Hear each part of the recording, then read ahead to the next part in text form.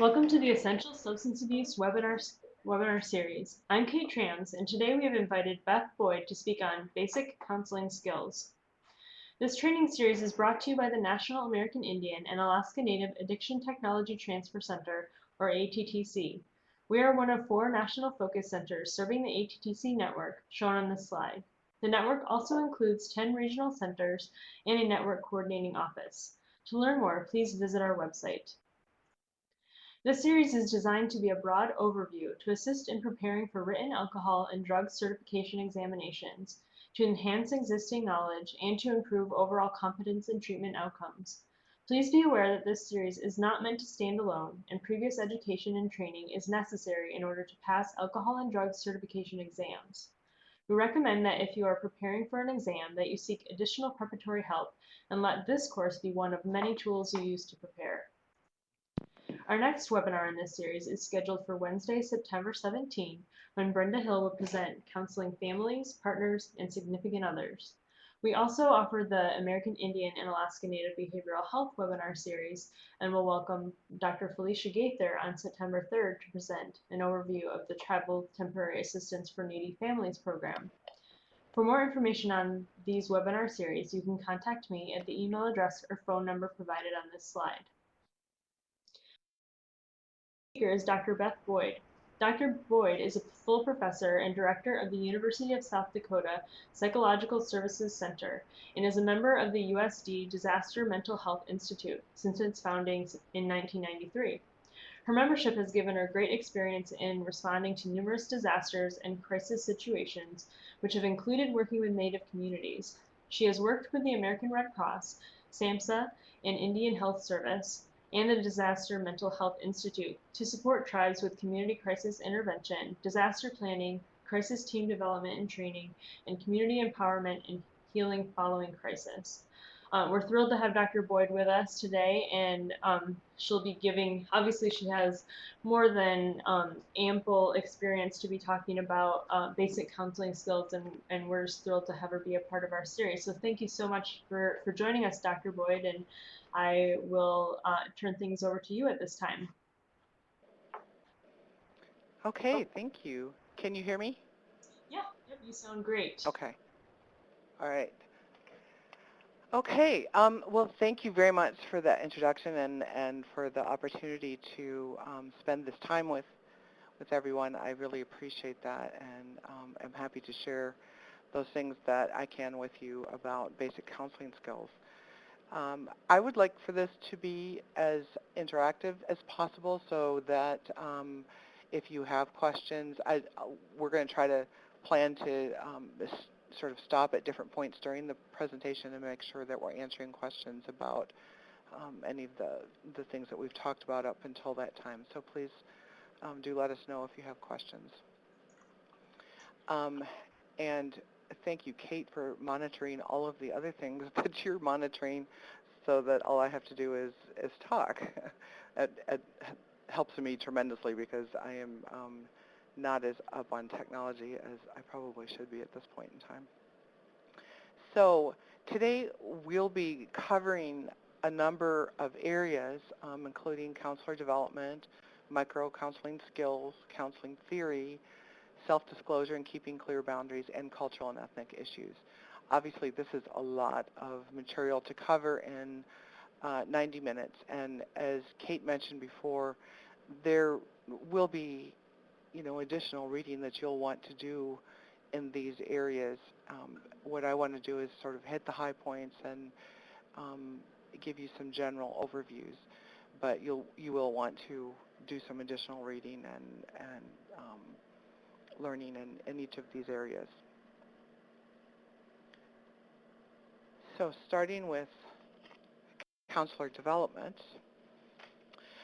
it's helpful to think about the way that each of us learns and organizes information in our brains. And this is helpful both from a counselor perspective in thinking about our own ways of processing thoughts and information, but it's also helpful as we think about working with clients how do they best process information and how do they think about things.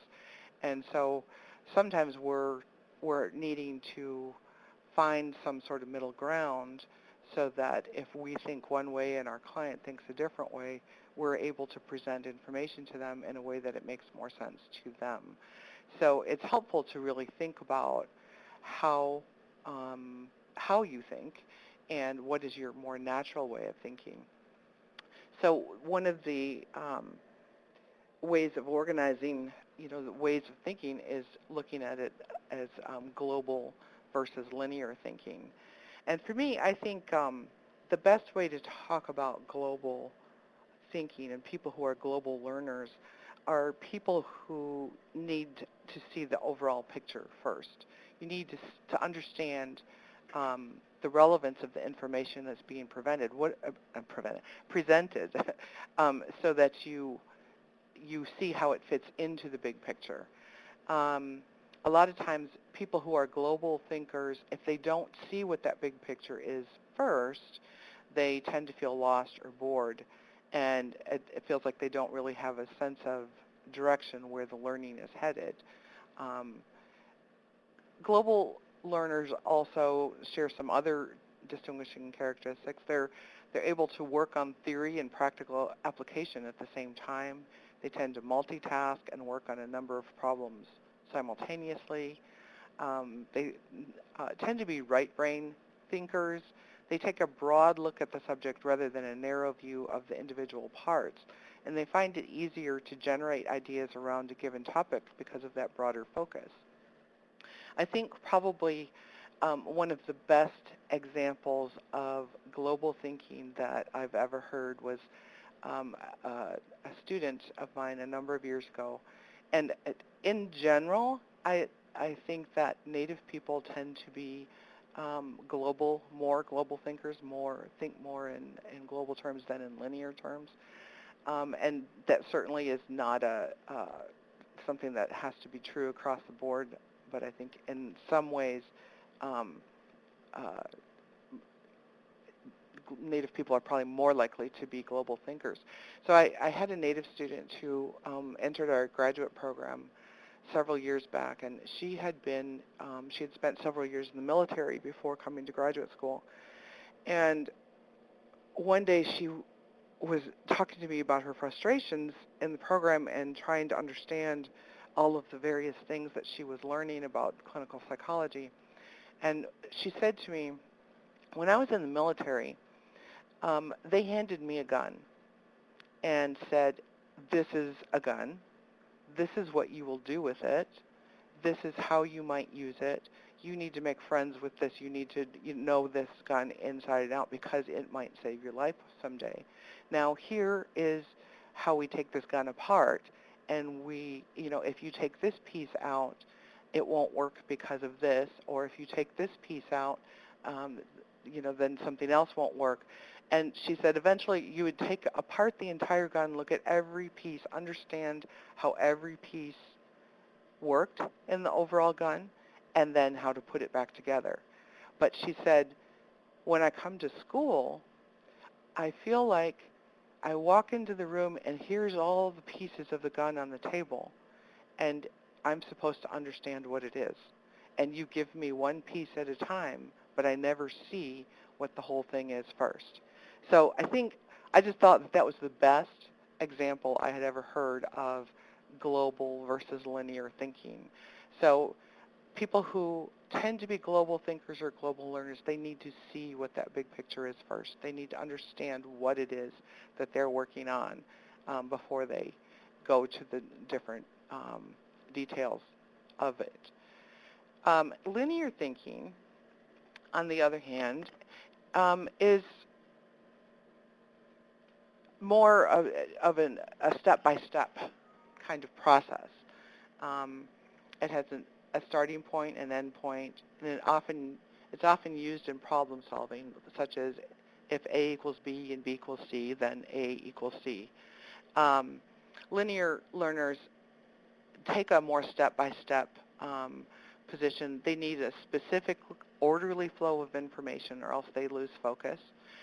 They prefer to concentrate on a single task at a time, but they can multitask if those tasks are put in some kind of orderly sequence. Um, Linear thinkers tend to be more analytical by nature. They compare and contrast facts to understand them. They're usually more verbally oriented and more left brain learners, and they like to have a lot of structure and logical progression. Um, Linear learners tend to relate to written materials with a traditional outline format. And they tend not to like surprises like pop quizzes or role plays or things like that. And so I think what's important here to understand is that if you are teaching someone a new skill, if you're working with a client, you need to be able to know, first of all, what is your preferred way of thinking or learning new information, and also have some idea of how the other person tends to learn new information and how they organize that, because that may make the difference um, between you in terms of being able to understand each other. So this chart sort of talks about the learning process. Visual learners are those who learn through seeing things. They look over characteristics to see if they sound familiar. A visual learner is usually good at spelling but forgets names. They might need quiet study time. They have to think a while before understanding the lecture. They may be good at spelling, like I mentioned. They like colors and fashion. A visual learner tends to dream in colors. They like charts and tables and things like that where you can visually look at information. They tend to be good with sign language. Um, and they can benefit as they're trying to learn something by drawing a map or a timeline of events in history, or some sort of picture of a scientific process, if that's what they're talking about, making an outline of everything, copying what's on the board, asking the teacher to make a diagram, um, taking notes and lists. They tend to like to watch videos, color code their notes or research notes, outline their readings, use flashcards, using highlighters, circling words or underlines, those kinds of things. Um, and the best kind of tests for visual learners are diagramming, reading maps, essay questions once you've studied using an outline, and showing a process, showing how it works. One of the worst kind of tests for visual learners is listening and responding kinds of tests. On the other hand, auditory learners are those who learn best through hearing things. Um, you, you might be an auditory learner if you're someone who likes to read to yourself out loud, if you're not afraid to speak up in class, if you like to do oral reports, or if you're good at explaining things, if you remember names, if you notice sound effects in movies or enjoy music, if you're good at grammar and foreign language.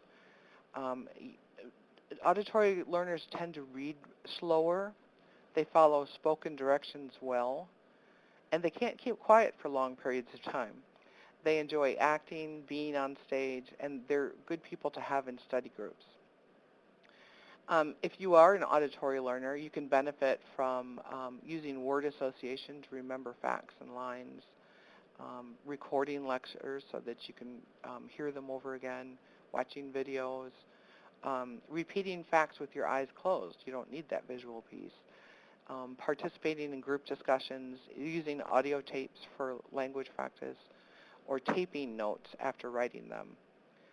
If you're an auditory learner, some of the best kind of tests that you're good at are writing responses to lectures that you've heard, or even oral exams.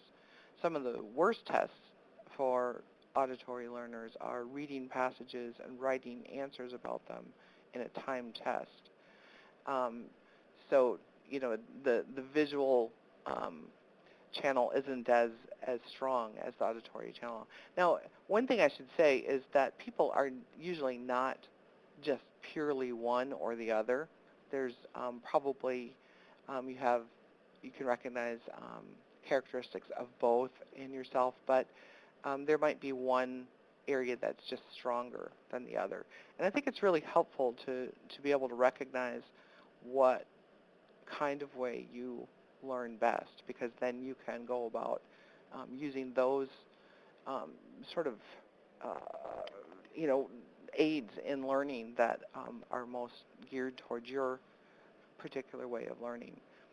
Kinesthetic learners are those who learn through experiencing and doing things.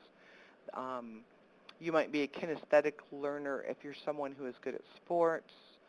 If you can't sit still for long, you want to just jump in and try something out. Um, People are often not great at spelling if they're a kinesthetic learner.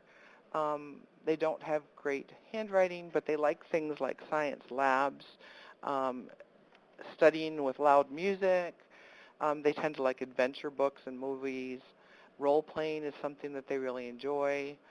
Um, Building models, being involved in things that they're learning like martial arts or dance, but might get sort of fidgety during lectures because they're not actually acting on what they're learning.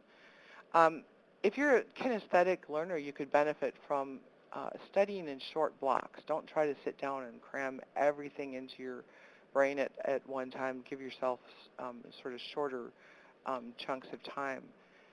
Taking lab classes where you get to actually participate in what you're learning, doing role playing, taking field trips, visiting museums, studying with other people, using memory games or flashcards to remember some kinds of things. Um, if you're a kinesthetic learner, some of the best test types for you are short definitions, fill-ins, multiple choice, those kinds of tests. If you're if you're a kinesthetic learner, your worst test type is probably going to be long tests that you have to sit still for a long period of time, or essay tests. So that's just a little bit about how we tend to learn. And like I said, it's really important to think about how you process information that's presented to you, um, and maybe thinking about who in your life do you believe processes information on the other end of the scale from you.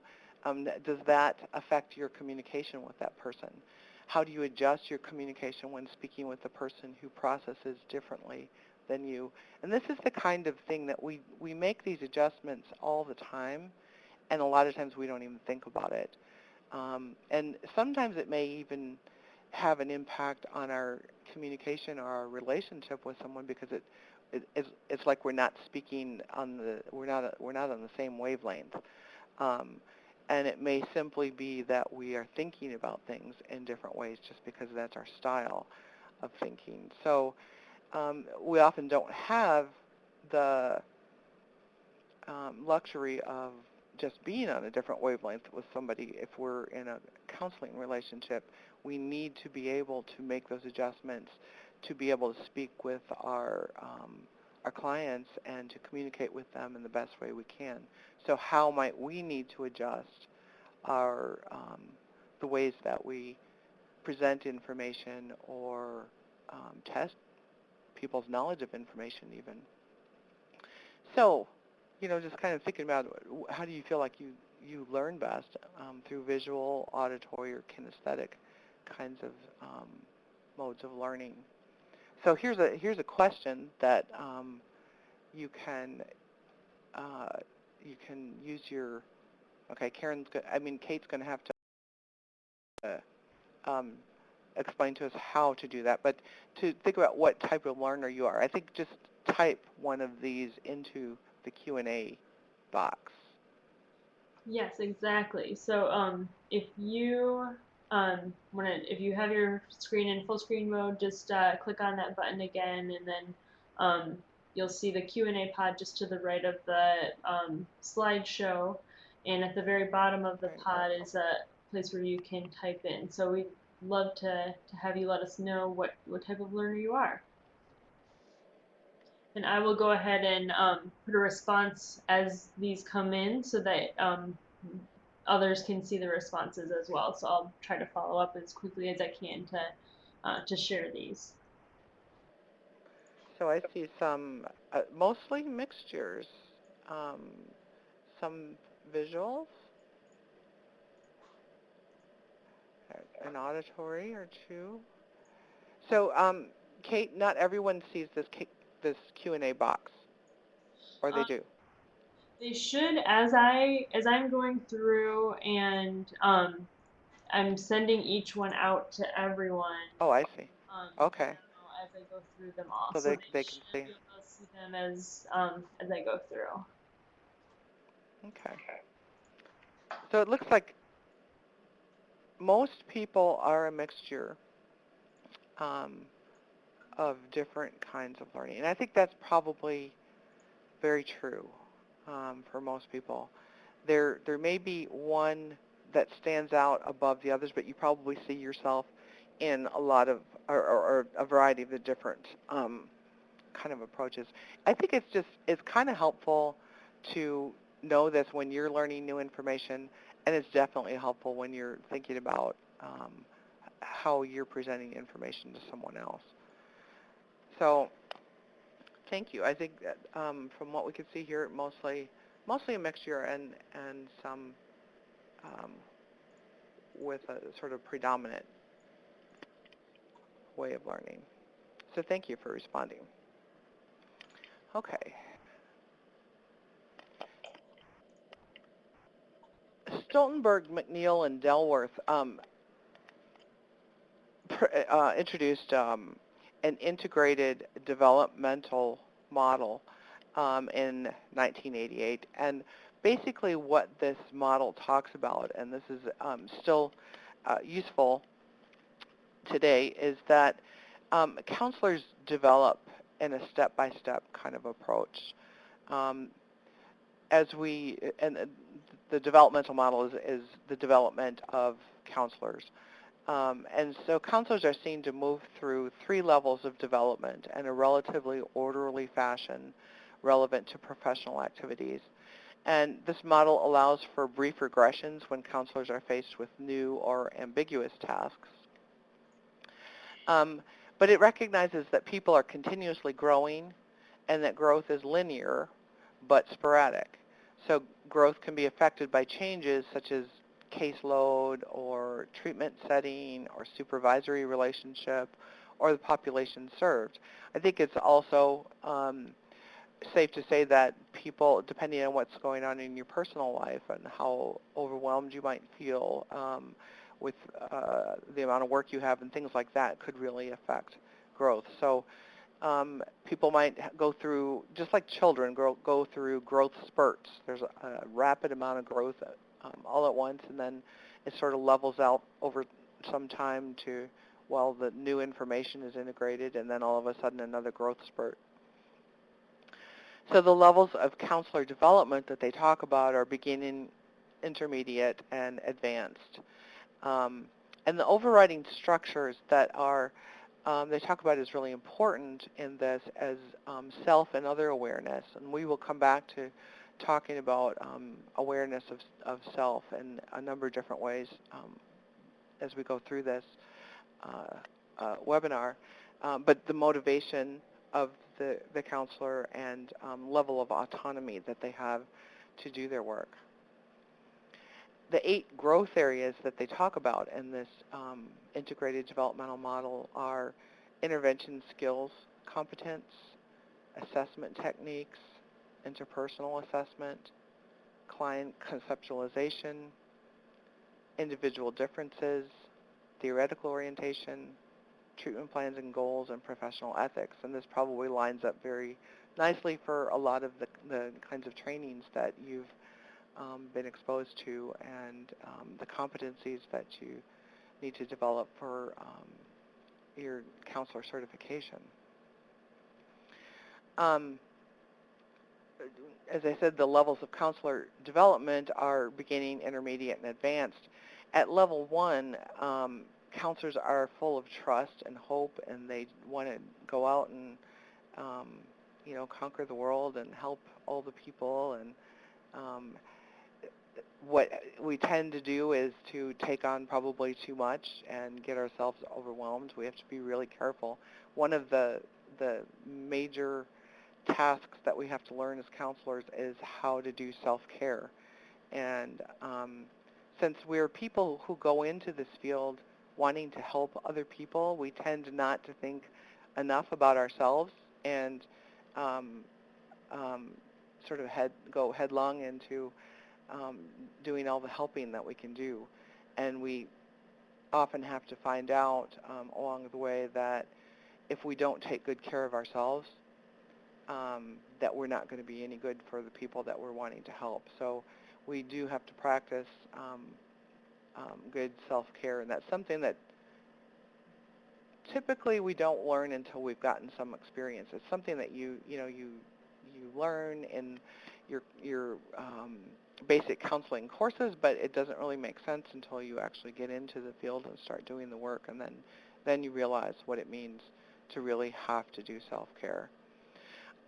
Level 2 may be a stage of confusion, maybe because of being overwhelmed and overloaded. The counselor tends to be striving for independence. They're less likely to be imitating what they see role models doing. What can sometimes happen as, because at this point you probably have a bigger caseload and you have more responsibilities, sometimes a way of dealing with that is to become more rigid. And so we get sort of frozen attitudes. We might try to view everything in the same way as a way of organizing it. Or we may feel very ambivalent or unstable in how we are conceptualizing our work and the work that we're doing with clients. Level 3 is kind of the calm after the storm, where you've gotten through that sort of discomfort of level 2. You're able to concentrate. You are taking in stride the work that you're doing. You're demonstrating development, realizing that learning is a lifelong process. I think one of the things that we do in the early stages is we think, I have to get every piece of training that I can, because this is the end of my training. Now I'm going to be a professional. And what you realize in level 3 is that learning is a lifelong process. You'll always be learning, and you'll always be processing those things that you learn in new and different ways. So that is the integrated development model. So going on to micro-counseling skills, this is a term used by Alan Ivey, who is a distinguished university professor emeritus at the University of Massachusetts, Amherst, and professor of counseling at the University of South Florida. He's the author and co-author of many books and articles and chapters that have been translated into many languages, and he's the originator of the micro-skills approach. These are a couple of his books and CD-ROMs: Intentional Interviewing and Counseling, Facilitating Client Development in a Multicultural Society, and Essentials of Intentional Interviewing, Counseling in a Multicultural World. He is one of the first people to really address issues of multicultural counseling and how every interaction with a client is a multicultural interaction, and that we need to be intentional in our thinking about those counseling interactions. He talked about micro-counseling as an analysis of counseling skills that looks carefully and in great detail at the elements of the counseling relationship. So he breaks down sort of the essential micro skills of counseling. And regardless of the aim or the method of a counseling relationship, understanding its micro elements helps counselors to improve their counseling effectiveness. Um, so some of the micro skills that he talks about, um, I'll just briefly, talk about a few of them. These are not all of them, but they are a few of them. Attending and attending behavior. So this is the counselor's interest in the client, demonstrated by eye contact, body posture, and accurate verbal following. So attending behavior encourages the client to talk. It's active listening. And when you think about what active listening is, um, there are both verbal and nonverbal aspects of active listening. So thinking about the nonverbal first, we're paying attention to body language. What is what what are we seeing in the way that the client is holding themselves? Are they in an open or closed kind of posture? Are they really listening and attending? Are they showing an attitude about being there? What are we seeing in their body language? We're paying attention to things like eye contact. Um, and of course, every single one of these issues that we're paying attention to does have a cultural component to it. What is the cultural norm for um, nonverbal communication, for like body posture and eye contact? I mean, in some cultures, people sit directly facing each other, um, and in other cultures, people would be more likely to sit side by side or at some sort of, a lesser intense angle than that head-to-head kind of way. The same with eye contact. In some cultures, people feel that respect is shown by giving direct eye contact. In other cultures, people feel that's too intrusive to be that intense with direct eye contact. So we make those little um, adjustments every single day. The same way we adjust for like personal space. In some cultures, personal space is very close together, and in other cultures, it's much bigger space between people. And we make those adjustments. We note when people seem to be looking uncomfortable, when we're too close to them, or if we're making too direct of eye contact with them, and we adjust, and we take our cues from those that we're talking to. We do it without thinking about it in most of our lives.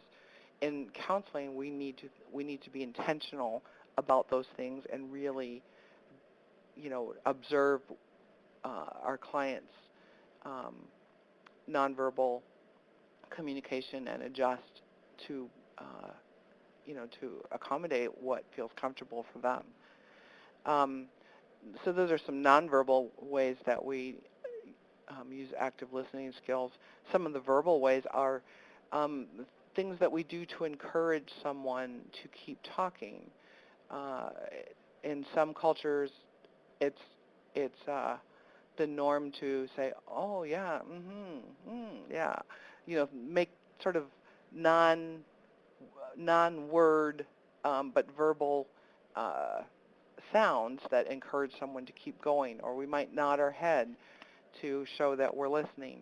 You might ask questions to encourage them, to let them know that you have heard what they've said and you're, encouraging them to continue. Um, some of the other things that we'll actually talk about in the following slides are paraphrasing and summarizing, to show that we're hearing and understanding what they say. Um, Open and closed questions can be very important in terms of the kinds of information that you get. If you ask an open-ended question, it's a question that cannot be answered in a few words. It offers the client encouragement, and typically the client will speak more freely when you ask an open-ended question. A closed question is a question that only needs a yes or no answer. And so if you're really trying to engage with a person, you don't want to get into that place of just running through a list of questions where they just answer yes, no, yes, yes, because that's not hearing their story. It's not opening that dialogue.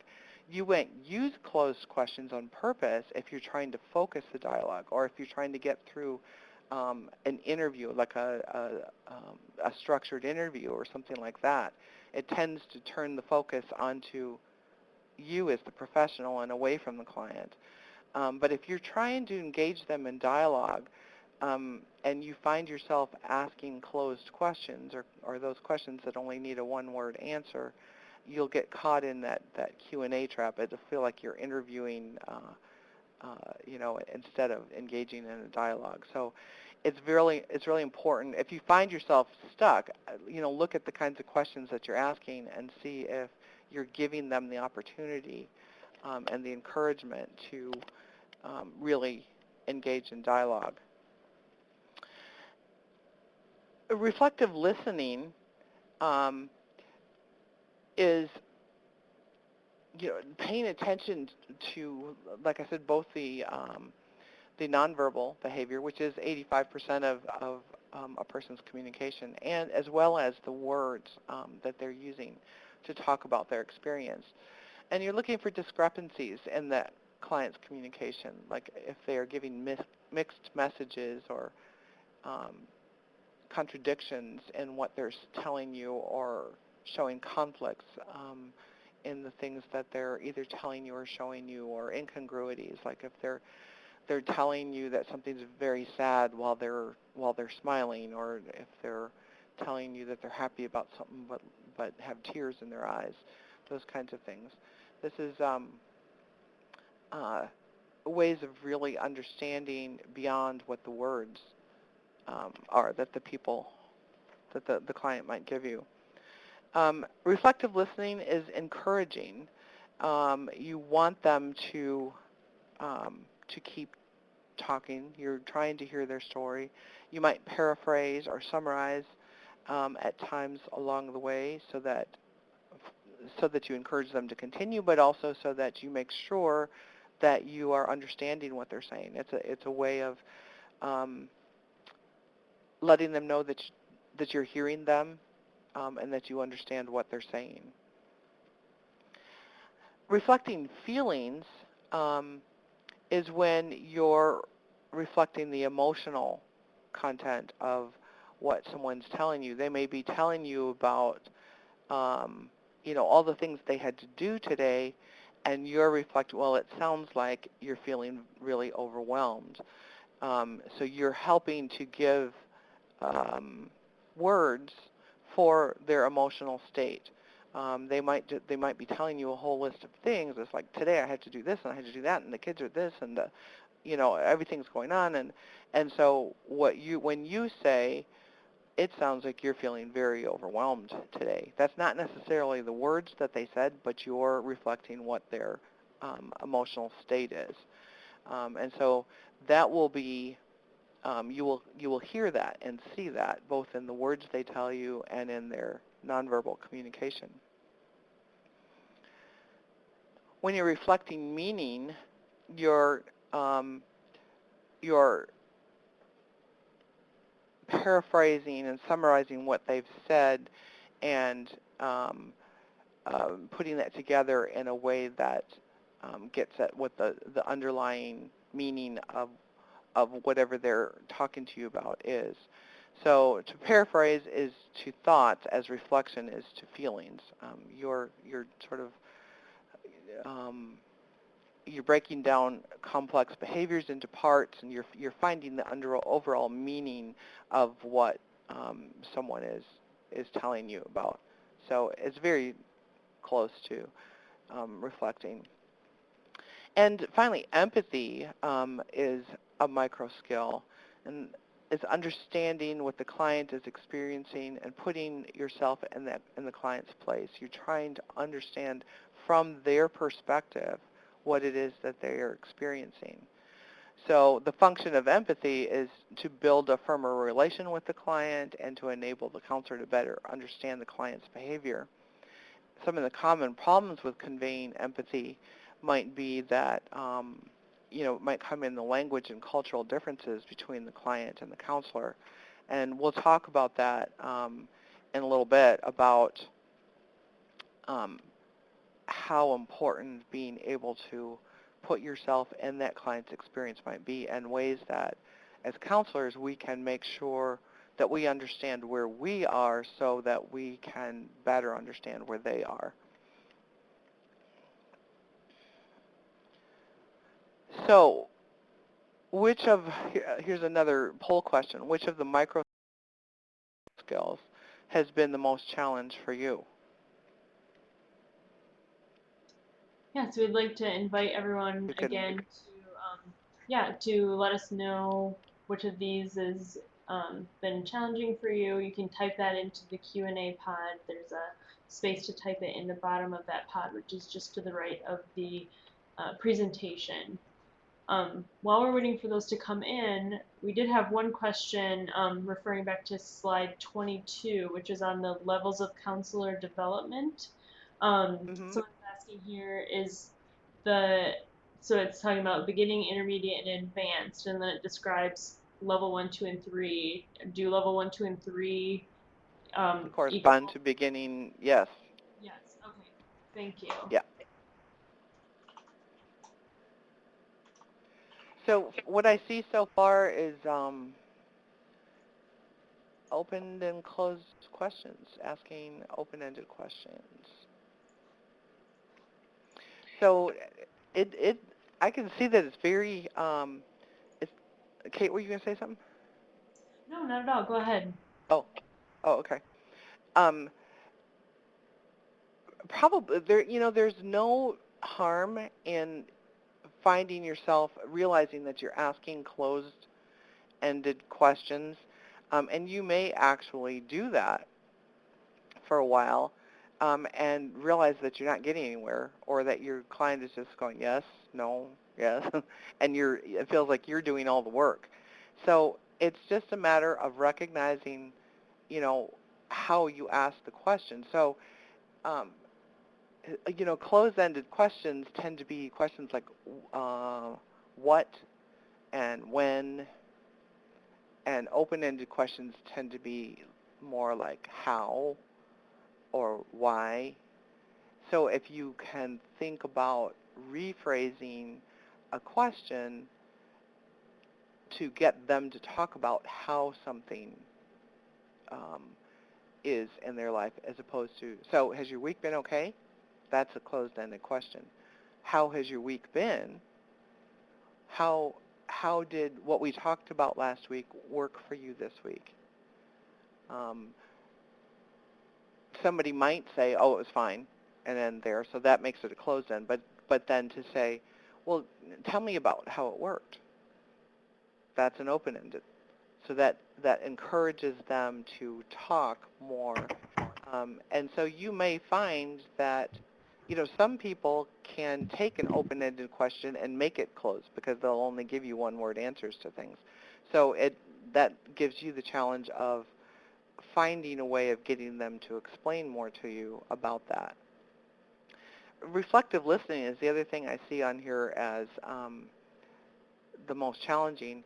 And I think sometimes people feel like um, that paraphrasing and reflecting um, feels like you're just repeating, like parroting back what somebody has said.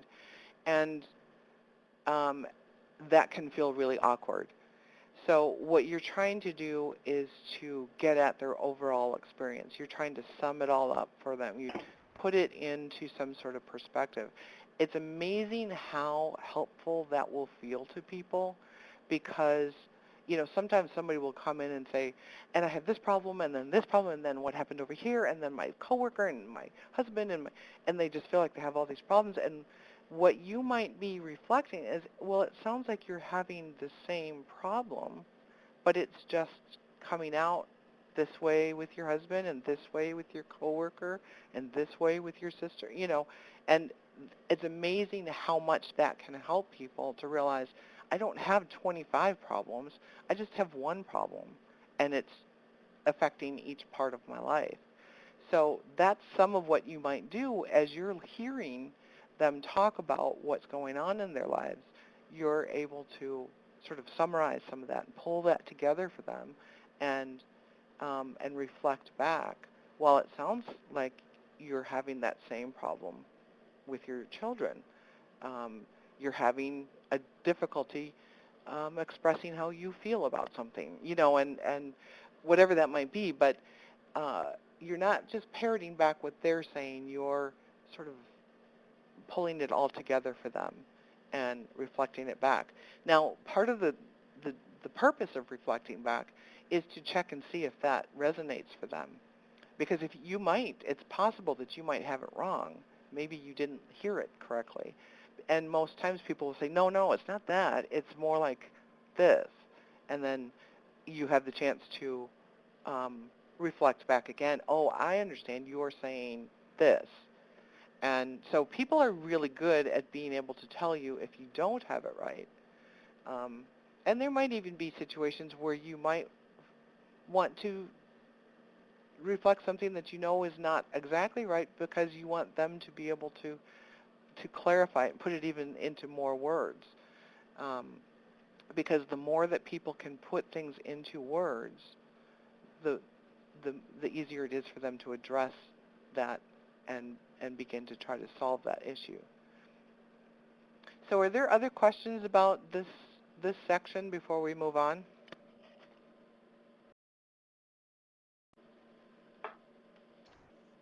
Please submit. Feel free to submit questions in that same Q&A chat pod, and please feel free to do so throughout the webinar, and we will get to them Yep. at certain points in the presentation. Okay. I'm going to go on to talk about counseling theory, and we're going to go very quickly through sort of the major schools of thought in counseling theory, and this is for sure an area that if you're going to be tested on this in your certification, you definitely want to do some more reading on all of these, but this is just going to be a very brief look at some of the major um, counseling theories. Everybody's heard of the psychoanalytic perspective. Um, it consists largely of using methods to bring out the unconscious. You're working through the past and through transference relationships. You're focusing on childhood experiences. And I think the one thing that I would say about this is training um, is in-depth training is really required for using the psychoanalytic perspective. Um, Typically, an advanced degree, a PhD in psychology or an MD with a specialty in psychiatry is necessary in some form. Some psychoanalytic uh, traditions and even more advanced psychoanalysis degree on top of those degrees, or certification on top of those degrees is necessary. Um, but I think it's helpful to understand what those perspectives have sort of added to or contributed to what the kind of way that we think about counseling um, in our everyday work. Probably more clients think of the psychoanalytic perspective when they think of psychotherapy or when they think of counseling. They tend to, a person who doesn't know much about therapy or counseling, assumes that it's all, the more Freudian kind of, laying on the couch and talking about your dreams and all that kind of stuff. When in fact, that's a very small percentage of the kinds of counseling and therapy that really goes on anymore.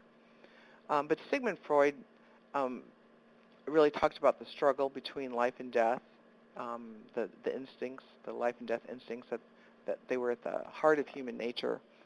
And he discussed the dynamics of the unconscious and its influence on behavior. He talked about the role of anxiety, and anxiety serves to motivate us to do something.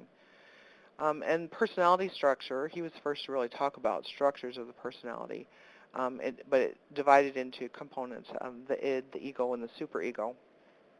The id is the old reptilian part of the brain, the part that says, I want, and I want right now. And I don't care what else, I just want, all I know is I want right now. And the superego is the part that says, well, I know that you're doing something else right now, and when you're done, maybe you can get me this, whatever this is that I want. And the ego is, so the id and the superego are always in conflict with each other, and the ego is trying to resolve that conflict. And if the conflict is not resolved, we tend to use defense mechanisms to reduce our anxieties. So that's where you see things like denial and projection and things like that. So those are concepts that we use in everyday counseling, whether it's mental health or substance abuse counseling. We use the concepts of the id, ego, and superego and the defense mechanisms. And Freud also talked about the development of personality at various life periods. So he was the first to sort of make these a stage theory. Erik Erikson took Freud's approach and broadened the developmental perspective beyond early childhood. For Freud, most of the personality developed, by age, by probably about age 10. Erik Erikson broadened the developmental perspective beyond early childhood and talked about the lifespan of a person. He talked about establishing a balance between ourselves and our social world. And so he was the first he turned away from the emphasis on sexuality and development and talked about social relationships as being more critical in our development. And he talked about at each stage of development we sort of deal with a different crisis, and that a crisis is a turning point in our development, and we might resolve crises, each of these crises in a positive way or a less positive way, but each of those has an impact on our overall development. And again, he talks about stages of personality development. Carl Jung also is considered a psychoanalytic theorist, and for him, the psychological aspect of personality, he focused on the psychological aspect of personality development during the midlife. In general, he viewed people very positively. He focused on the individuation process, how we do that throughout our lives. His approach was much more spiritual in nature, focusing more on the meaning of life. And he talked about constant development and growth towards a balanced and complete level of development. He was starting to really sound more like some of the humanistic. You started to see the blend from where he went into the more humanistic theorists. So, an overview of the psychoanalytic perspective. It's been criticized in a lot of ways in that it overemphasizes the importance of sexuality and underemphasizes the role of social relationships, but that tends to be speaking just about Freud, because both Erikson and Jung expanded into the more social aspects. It places a great responsibility on parenting, and particularly on mothers, because there's a lot of focus on if you get hung up at various stages of development, it has a big impact on how you move forward. It's also limited because of its cost. Psychoanalysis traditionally would be 3 or 4 times a week, probably for 4 or 5 years. And so you can imagine the cost of that.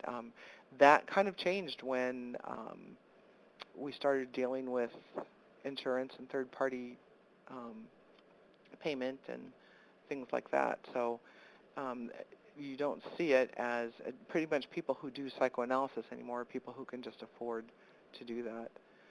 It did give us some contributions, like I talked about, to how we do counseling even today. Some of these are listed here. Um, Alfred Adler developed what has been called the Adlerian Perspective. His goal was to help clients identify and change their mistaken beliefs about life and thus participate more fully in a social world. Um, he was the first to talk about an inferiority complex, and he considered human beings as an individual whole, and called his psychology individual psychology. Um, Family was a very important factor, and the cooperative relationship between clinician and client was very important. And he was one of the first to carry psychiatry out into the community. Here are some of the limitations. It's difficult to empirically validate his basic hypotheses, and there's a very detailed exploration of early childhood and early memories and dynamics within the family, which may not, we may not have time to do those kinds of things in the kinds of counseling situations we're in now. Working out an action plan, some of the contributions, working out an action plan, um, looking at people's social goal-seeking decision makers. Um, and his approach was sensitive to cultural and gender issues. Um, the existential perspective, people like Viktor Frankl and Rollo May, these are philosophical approaches that influenced the counselor-client therapeutic process. Um, they talk about self-awareness in therapy. The existential therapy encourages clients to evaluate their beliefs, values, and the situation, acknowledge their limitations as well as the possibilities for their lives, to find meaning and purpose in their lives, and to develop more effective ways of communicating. Um, it can be highly effective for those people who are struggling to make healthy life choices and accept the consequences of these choices. And so it's been used for people who are struggling with addiction, anxiety, depression, and a wide range of psychological and behavioral issues. People do have to be willing to engage in self-reflection and honest self-evaluation, like many different kinds of counseling. Um, Here again, some of the limitations and the contributions. I'm not going to go through every bit of this, but this is just to give you kind of a flavor of each of these approaches. Carl Rogers is known as developing the person-centered perspective, where he believed that people are capable of self-directed growth and a potential for understanding themselves, resolving their own problems without the therapist's direct intervention. So the therapist's role is to be rather than to do something. So it just focuses on the person and giving unconditional positive regard, and that if we can do that as the therapist, then it'll allow the client to self-actualize or to resolve their own kinds of problems. The limitations, therapists tend to be supportive without also being challenging. And there are some schools of thought where you also have to have the challenge in there. There's limited techniques, which make it helpful for people who are just starting. There's a lot of attending and reflecting micro skills involved in this. Therapist training, the more emphasis on the attitudes of the counselor than on specific techniques. And so it has had a real contribution in terms of the non-directive kind of counseling. Unconditional positive regard is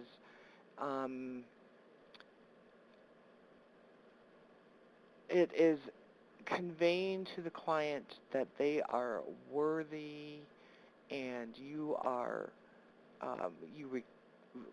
highly regard them and you have warm feelings for them regardless of whether they're engaging in positive or negative behaviors.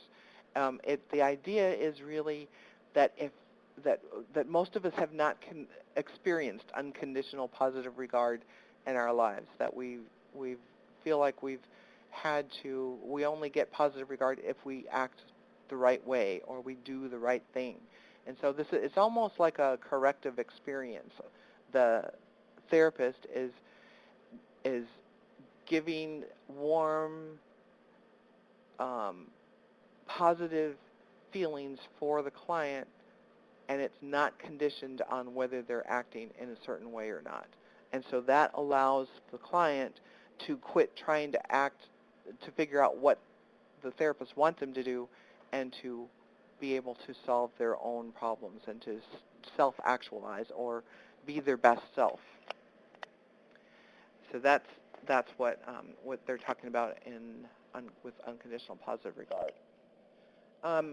Franz Perls developed what is called a Gestalt therapy, and he emphasized phenomenological and a subjective approach to therapy. He said that many of us split off our experiences, our thoughts, our sensations and emotions because they're uncomfortable. And one of the goals of his work is to move people into owning their experience and developing into a healthy gestalt. So client self-awareness was very important in this approach. It tends to de-emphasize cognitions. It's not very helpful for people with an abuse history, and it can be dangerous as a result of the therapist's power to manipulate the client through techniques. Some of the contributions, it's an action-oriented approach, and it pays attention to verbal and nonverbals, and there's a compassionate confrontation involved as opposed to the person-centered where there's no confrontation, and a perspective on growth and enhancement also came from this. As I said, this is a very quick overview of all these areas. William Glasser developed what he called reality therapy or choice therapy. He evolved different names for his approach over the years. He rejected the medical model and talked about how clients live in an external and an internal world, and that a counselor should really function as a teacher or a model, and focuses on personal responsibility and gaining control of our own behavior. And as I said, he really advocated the consideration of mental health as a public health issue, and not so much as illness and disease kind of model. He de-emphasizes the counseling process in general. He does not take in the unconscious into account. It's a short-term focus, often uses a contract kind of approach. The behavior perspective was first put out there by Arnold Lazarus. He introduced the terms behavior therapy and behavior therapist in 1958. And he later broadened the focus of behavioral treatment to incorporate cognitive and other aspects. So he really is more known as a cognitive behavioral therapist. That's where he ended up in his work, although he was the first to talk about behavior therapy. Some of the limitations of the behavioral perspective, it focuses on changing behaviors but not necessarily feelings, and it ignores the importance of relational factors, how other people come into it. Insight is not seen as necessary.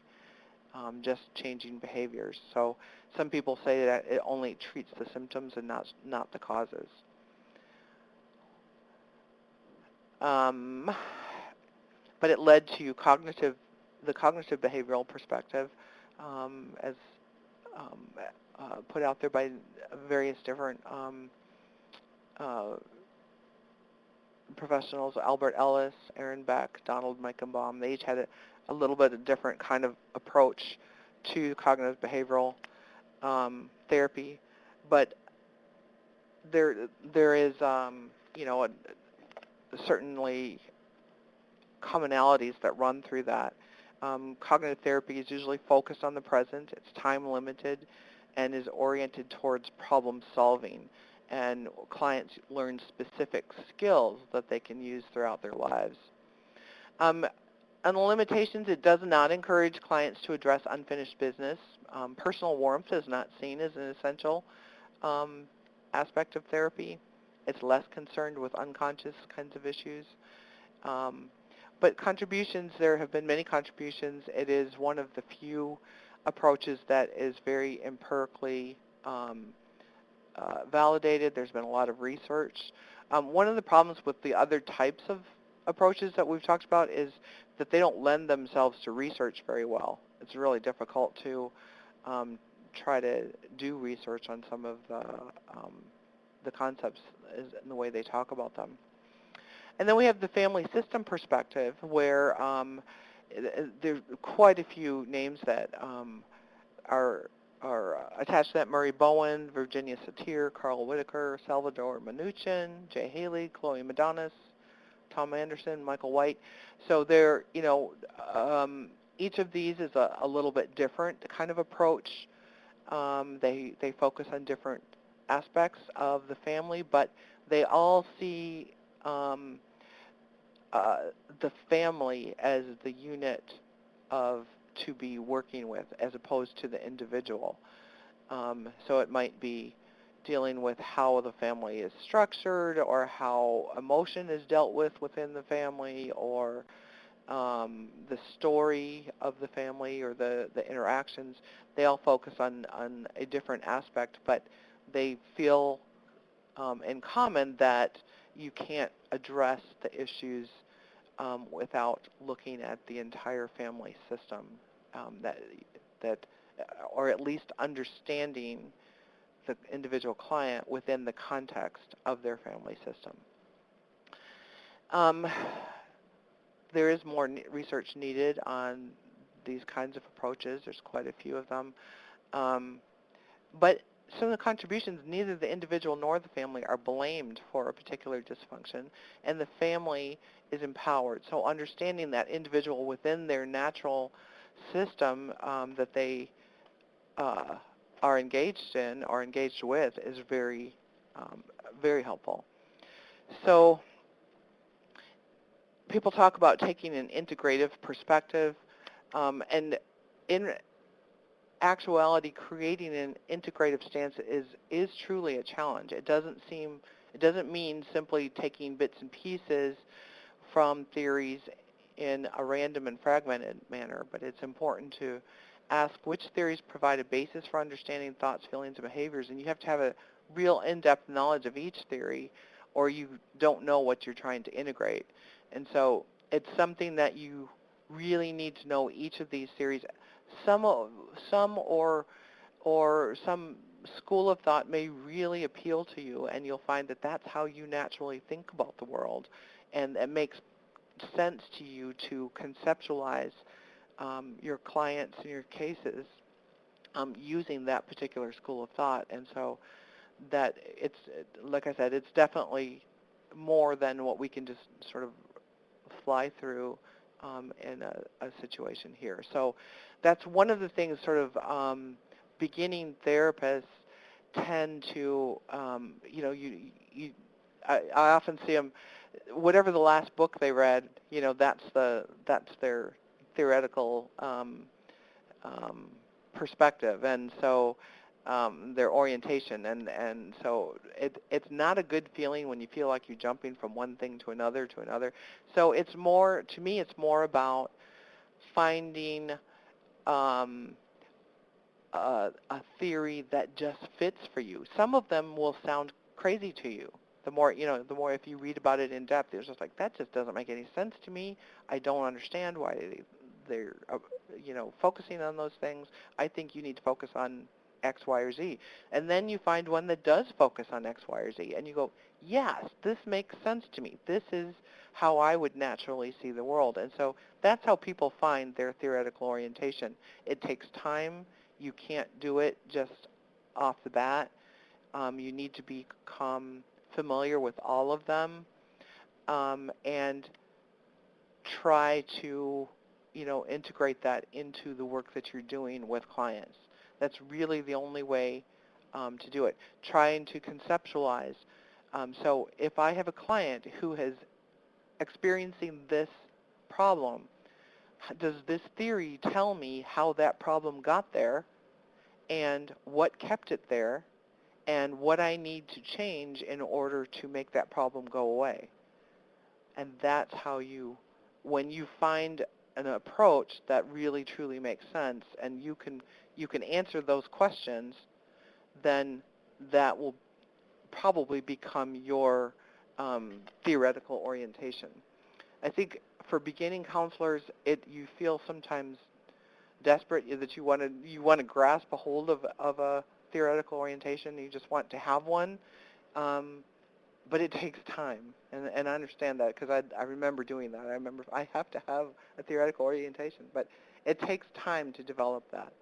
And so I think the best way you could do it is do the in-depth reading. Really critically think about, does it make sense to you or not, and then see if you can explain your client's experiences through that theory. That's the best way I can suggest to going forward with that. If you have questions about any of this, or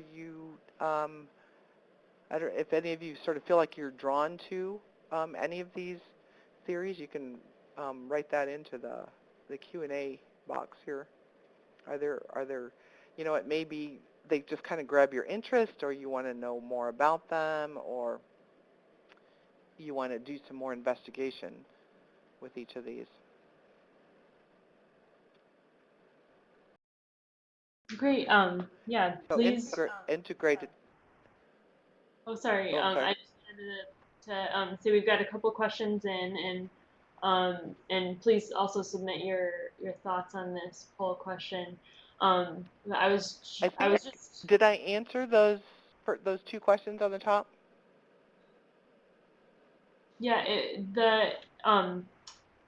if Heather Jonas, who had asked a couple of questions, one was about elaborating on unconditional positive regard.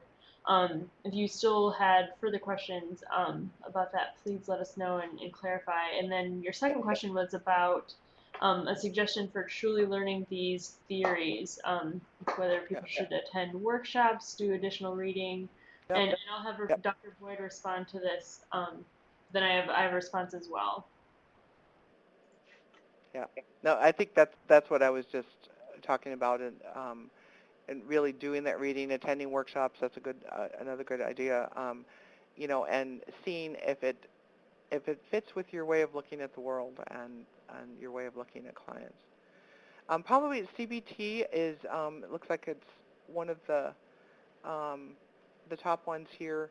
And if you are working within an agency, often CBT will be the approach that they use simply because it is the most researched, and you're more likely to see manuals and treatment manuals and things like that from a CBT approach.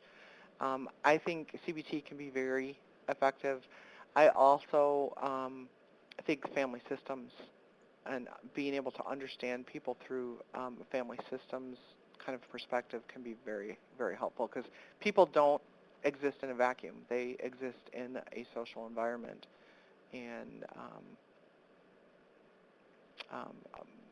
most often that is their family. So I'm going to just move on here because we're going to be out of time. Prochaska and DiClemente developed the stages of change um, in the 80s they were actually began this by talking about cigarette smokers and helping them to quit smoking. Carlo DiClemente was actually a professor of mine. Um, and it is this stages of change model has been used to characterize changes in other addictive disorders, including alcoholism. Um, so this is their cycle of change. You may have seen this. Um, it's been tested very widely with people making all different types of change, anything from smoking cessation to addictions to diabetes management, and that they found that we all go through 6 stages when making any significant change. In pre-contemplation, there's no awareness of a problem. We're just having fun doing that behavior. In contemplation, something has happened that has spoiled the fun. The seed of concern has been planted, and we now know that there may be a reason to change, but we're not sure that we want to. This stage is characterized by ambivalence, and it is somewhat uncomfortable to the client. Um, in the motivational interviewing, ambivalence replaces the word denial because it more aptly describes it as a temporary state. In the third stage, preparation, we have decided that we will change, and they start putting together information, support, and a plan to make that change.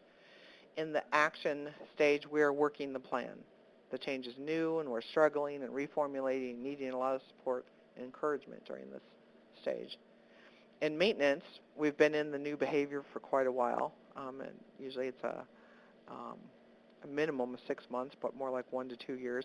We feel pretty competent in the new behavior, but we need to keep reinforcing, supporting, and keep an action plan going. And in the relapse stage, we've gone back to the problem behavior. It could be for a short period of time or for a very long period of time.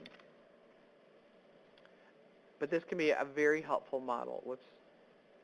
Oh, sorry, I didn't do all these. I was talking about it. I'm just going to say a word about the self-disclosure, and this is personal sharing with your client. It could be emotional or experiences.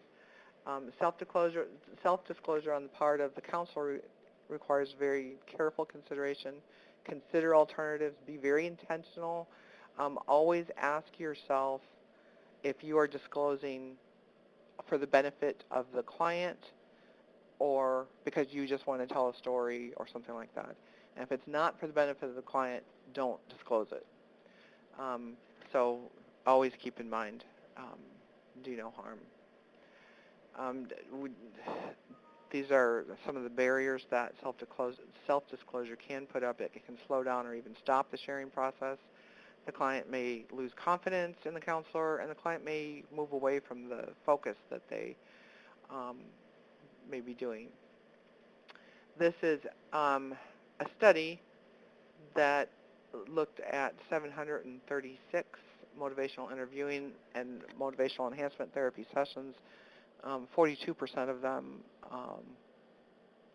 42% of all the rated sessions showed a counselor disclosure, and there's just a few more statistics about that. So I'm going to go on instead of stopping there because I want to make sure that we can talk about culture.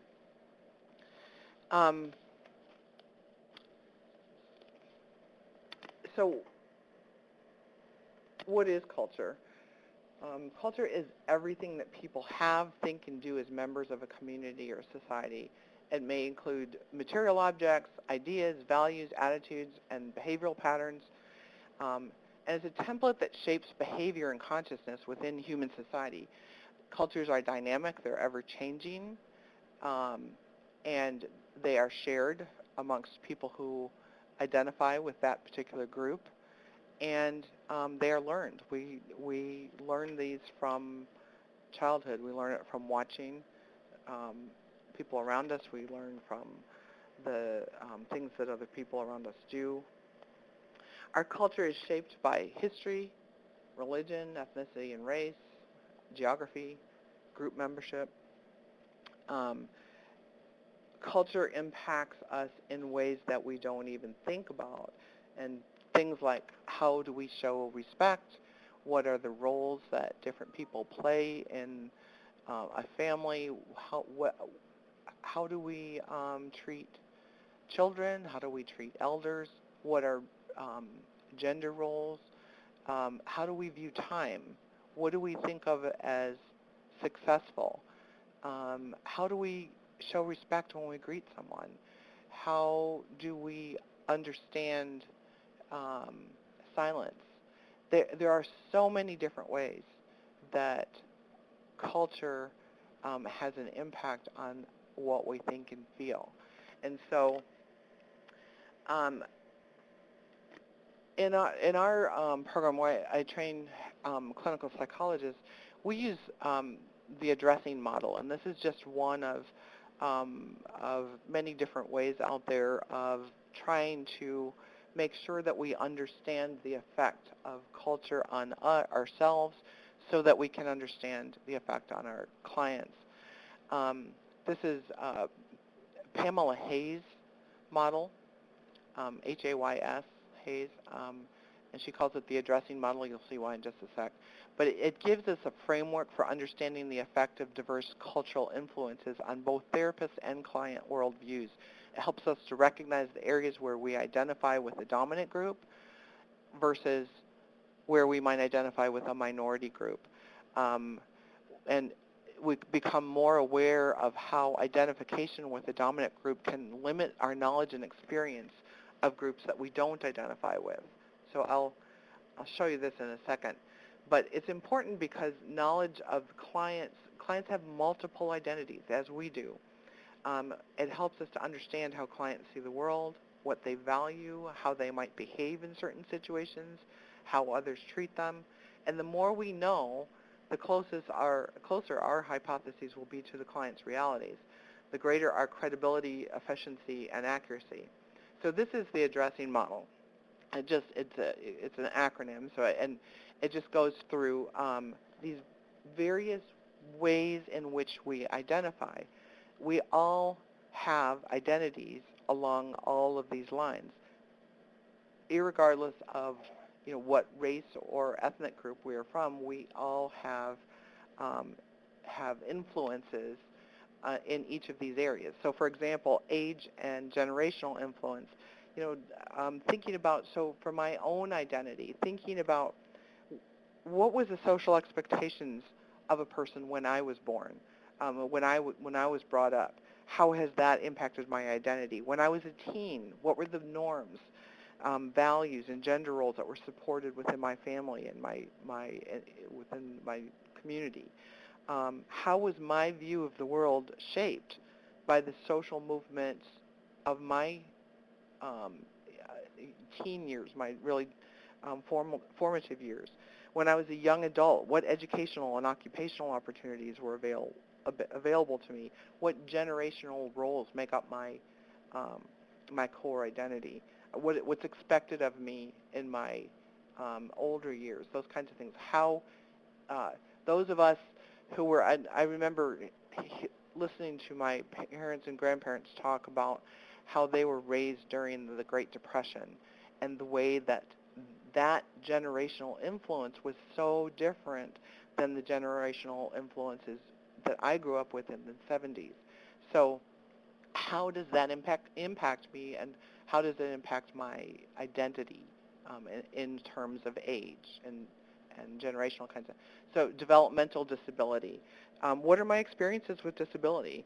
Either um, developmental disability or disability acquired later in life. Have I experiences or impact uh, a disability?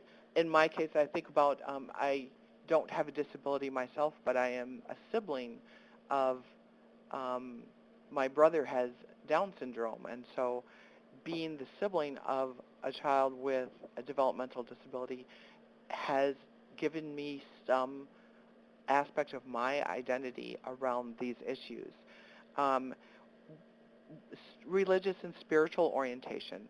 What is your religious and spiritual upbringing? What are your current beliefs and practices? So what is your identity around these issues? What is your identity around ethnic and racial issues? How do you identify ethnically? How do you identify racially? What is the experience of your ethnic and racial group as you were growing up? Um, so how do you identify around those issues? How do you identify around socioeconomic status? What was your status growing up? What is your status now? What is your identity currently around those issues?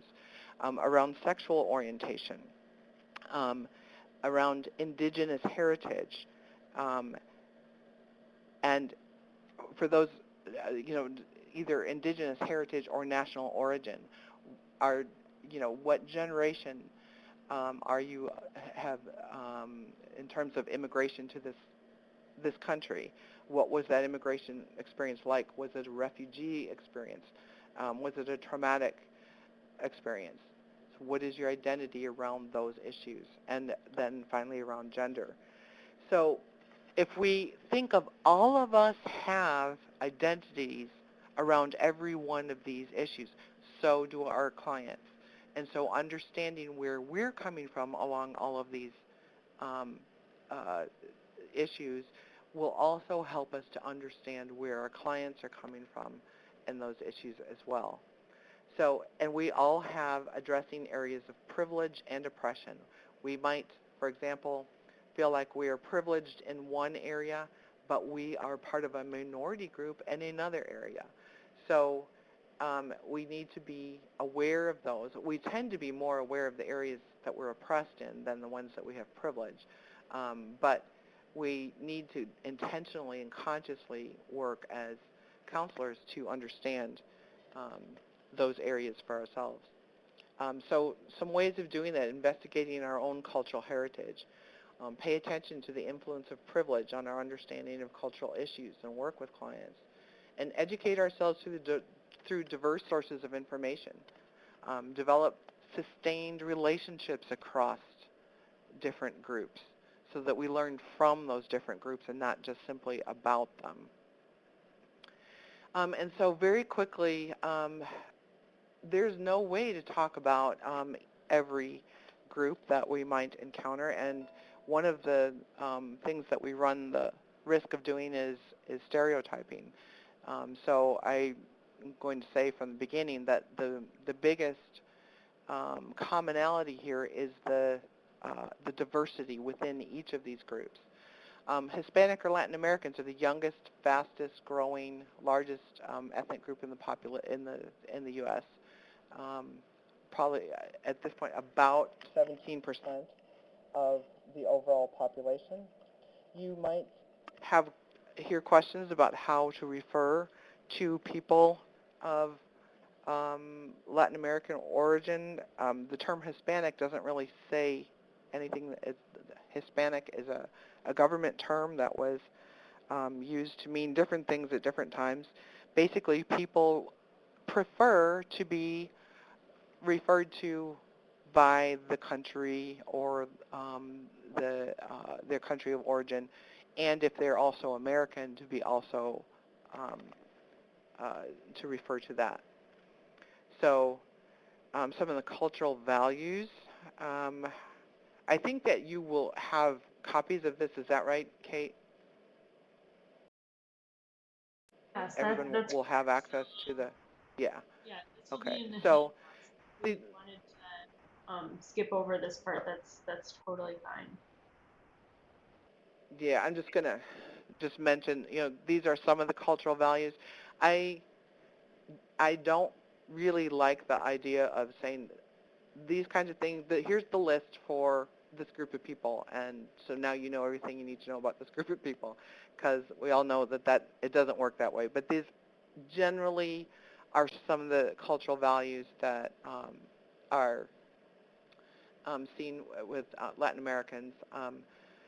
Some of when we're doing intervention with Latin Americans, we need to be aware of culture-bound syndromes, of those cultural values, communication styles that may be different than what we're used to. I think it's also important to know about their political circumstances, most importantly, immigration status and experiences. And so there are, many people will not even seek services because of the fear of immigration issues. And if there's been trauma along with their immigration experience, even if it's a documented experience, there may have been trauma. They may be a refugee. That's very important to understand. There are also many unaddressed health needs with this group because for many migrant workers, they have been exposed to many toxins and illnesses that may not have been treated. I wanted to recognize Dr. Dwayne Mackey, who has done a lot of work with Prairie Lands ATTC Native American Initiative. He was the regional coordinator, and he dedicated his work in providing education to enhance knowledge to better serve Native Americans. And so when we talk about the Native American group, once again, we have to recognize the diversity within that group. 565 federally recognized tribes, more than 250 different languages, some 100 state-recognized tribes, different cultures, traditions, histories, identities, and this is one that Dwayne actually had put together. This is when you say the word Sioux, this is actually all of the people who you might be referring to. And again, people have questions about what is the correct way to refer to a group. Most likely it is, and often I hear the question, is it American Indian, or is it Native American, or is it Indigenous, or what's, and often the correct answer is the specific group or band or nation that people are from. And there's no one good answer for how you should refer to all Native people, and most often I just say, ask people how they want to be referred to, because most likely you'll find that it is very specific to the group that they're from. This shows the land transfers from 1775 to 1894. And this is important because the causes of all of the behavioral health disparities that we're familiar with probably go back to past and current oppression and racism and discrimination, underfunded systems of care, high levels of traumatic loss and grieving over many generations. These are some of the cultural values that you might see with Native Americans. And development of interventions with Native people must consider specific sociopolitical history of the group. What has been their experience with helping from, in the past? What is their experience with the mainstream? We need to think about the continuing transfer of unresolved trauma and grief across generations. It has created many situations that we see today and think of as social problems today, but it is directly relatable to those generations of loss and grief. We need to consider socioeconomic conditions and as well as current and past experiences of racism and oppression. With African Americans, again, there's a great diversity among group members in terms of SES, educational background, family structure, and individual reaction to racism. There are similar historical experiences, cultural traits, and health considerations, but as an ethnocultural group, the members tend to identify their ancestry as being linked to Africa. And many prefer the term African American because it acknowledges that link to Africa as ancestral homeland, while also recognizing their American heritage. These are just some of the cultural values you might see in working with African American people and communities.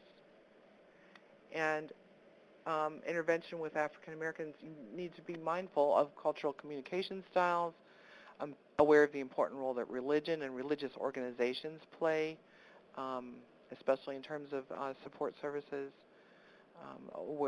aware of the health-related illnesses that disproportionately affect African Americans, and feelings about and experiences that they've had in the past from the mainstream. Asian Americans, again, the same thing I will say, huge diversity within this group. They are sometimes known as the minority group that has the highest SES, and that may be true of Chinese, Japanese, and Korean American people, but they also have some of the lowest SES amongst other groups.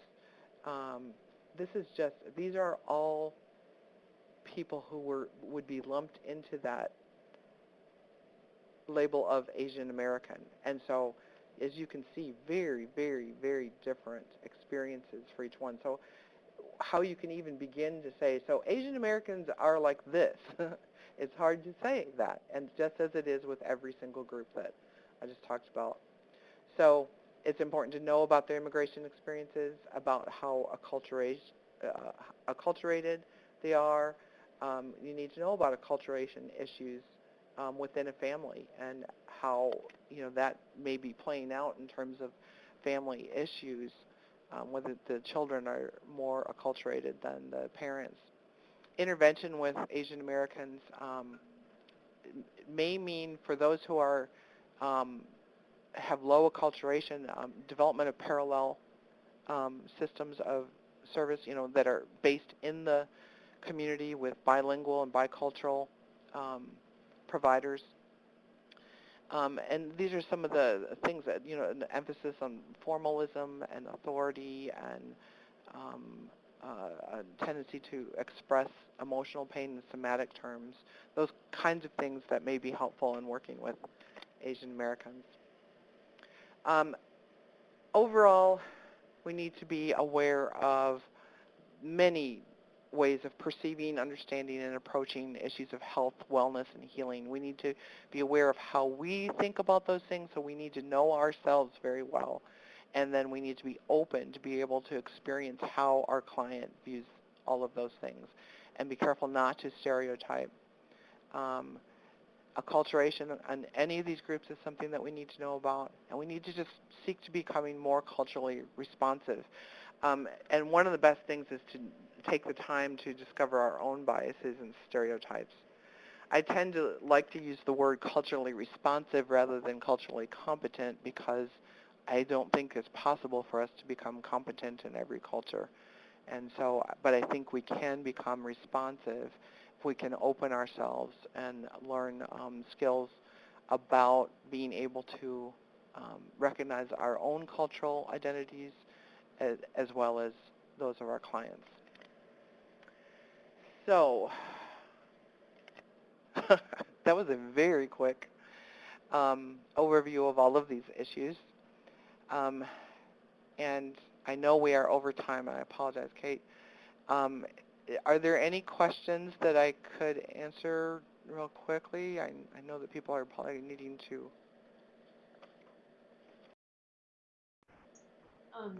Yeah, go. if people have quick questions, please submit them now and we will try to get to them. I want to thank you so much, Dr. Boyd, and for um, trying to get us through a lot of content, and obviously, there's a lot there, and we've very much just touched on the surface of a lot of these. So I just really appreciate your perspective and for sharing that with us today. Um, so while we wait, in case we have a couple of questions, I'm just gonna go over a couple of things real quick. Just to remind people, I will be sending out a follow-up email to everyone who attended. It will include the handouts from today as well as a CEH request form. And it will also have the link to the survey in case you aren't redirected right after the session ends today. And yeah, we look forward to hopefully having everyone join us again. We have our next behavioral health webinar coming up on September 3rd, and then our next essential substance abuse skills webinar coming up again then on the 17th of September. So we hope you'll join us then. I don't see any questions at this point, so just wanted to thank you again, Dr. Boyd, for joining us. Well, I thank you, and I thank everyone being there, and I hope that this has been helpful for you in the work that you do. Wonderful. Great. And yeah, thanks for joining us to everyone who was on and for making it through this um, intense and very, very information-laden webinar. And this will be available as a recording as well. So if you'd like to review it later, that will be available. And I hope you have a great day. And I'll just go ahead and close this out now. Okay, thank you. Mm-hmm.